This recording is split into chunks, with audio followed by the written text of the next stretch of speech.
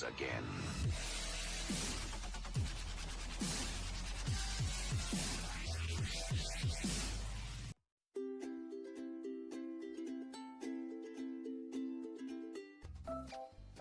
Assalamualaikum warahmatullahi wabarakatuh. Perkenalkan, nama saya Sania Rahmi Tias. Saya dari program studi pendidikan guru madrasah ibtidaiyah UIN Raden Intan Lampung dengan nomor pokok mahasiswa 1911100190. Kali ini kita akan membahas salah satu judul yang ada di mata pelajaran IPS. Apa sih? Yaitu perekonomian dan pelaku ekonomi. Di dalam pembahasan kali ini terdapat 3 pokok bahasan yang utama. Yang pertama adalah sistem perekonomian yang ada di Indonesia.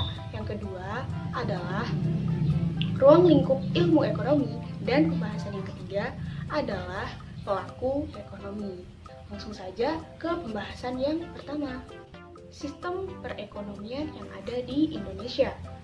Perlu kita ketahui bersama bahwasanya sistem perekonomian yang dianut oleh negara Indonesia itu secara konseptual atau merupakan sistem ekonomi yang berlandaskan atas asas Pancasila dan Undang-Undang 1945 sebagai landasan ideal dan konstitusional.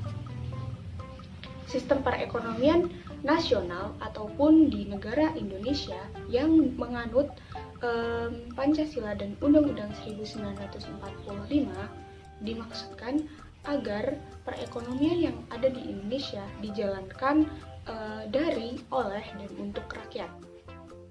Oleh karena itu, sistem perekonomian yang ada di Indonesia disebut juga dengan sistem ekonomi demokrasi. Nah, definisi dari sistem ekonomi demokrasi merupakan perwujudan dari falsafah Pancasila dan Undang-Undang 1945 yang berasaskan kegotong royongan dan kebersamaan. Pembahasan yang kedua adalah ruang lingkup ilmu ekonomi. Apa sih ilmu ekonomi itu? Nah, ilmu ekonomi merupakan salah satu cabang ilmu sosial yang menaruh perhatian pada bagaimana sih cara suatu perekonomian itu dapat memenuhi kebutuhan dan memuaskan kebutuhan manusia yang sangat beragam. Di dalam suatu sistem ekonomi tentu terdapat sumber daya. Nah, sumber daya di sini dibagi menjadi 2. Yang pertama adalah sumber daya manusia yang merupakan manusia itu sendiri, dan yang kedua adalah sumber daya bukan manusia. Contohnya adalah barang, kekayaan alam, gedung, dan lain-lain. Secara garis besar, teori ekonomi dapat dibagi menjadi 2, yaitu teori ekonomi mikro dan teori ekonomi makro. Teori ekonomi mikro dan makro yang perlu kita jelaskan di sini adalah mikro dan makro, di mana mikro adalah kecil dan makro adalah besar. Jadi suatu badan perekonomian jika meliputi besar ataupun umum disebut dengan teori ekonomi makro, dan jika badan usaha ataupun perusahaan yang kecil disebut dengan ekonomi mikro. Pembahasan yang terakhir adalah pelaku ekonomi. Di sini secara umum pelaku ekonomi itu dibagi menjadi 4. Yang pertama adalah produsen ataupun pengusaha, yaitu orang-orang yang biasanya membuat barang atau jasa yang kemudian akan dinikmati oleh konsumen. Nah, yang kedua di sini adalah konsumen, yaitu orang-orang yang menikmati barang atau jasa dari setelah dibuat oleh produsen tersebut.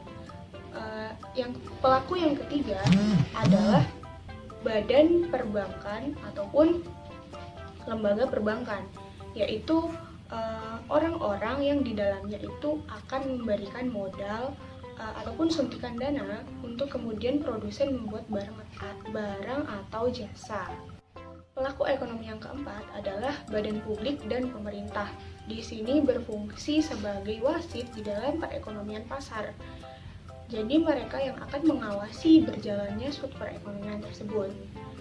Hal ini dikemukakan oleh Supriyanto di 2009. Dalam perekonomian yang ada di Indonesia, landasan tertinggi itu termaktub dalam Undang-Undang 1945 pasal 33 ayat 1, 2, dan 3 yang isinya di situ intinya adalah perekonomian keseluruhannya itu bertujuan untuk kepentingan rakyat.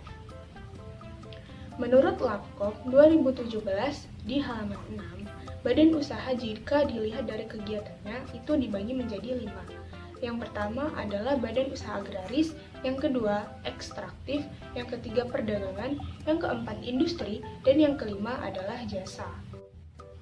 Sedangkan badan usaha jika dilihat dari kepemilikan modal itu dibagi menjadi 3, yaitu BUMN ataupun badan usaha milik negara, yang kedua BUMS ataupun badan usaha milik swasta, dan koperasi. Demikian pembahasan yang dapat saya sampaikan, semoga bermanfaat bagi teman-teman. Yang terakhir saya ucapkan terima kasih. Assalamualaikum warahmatullahi wabarakatuh.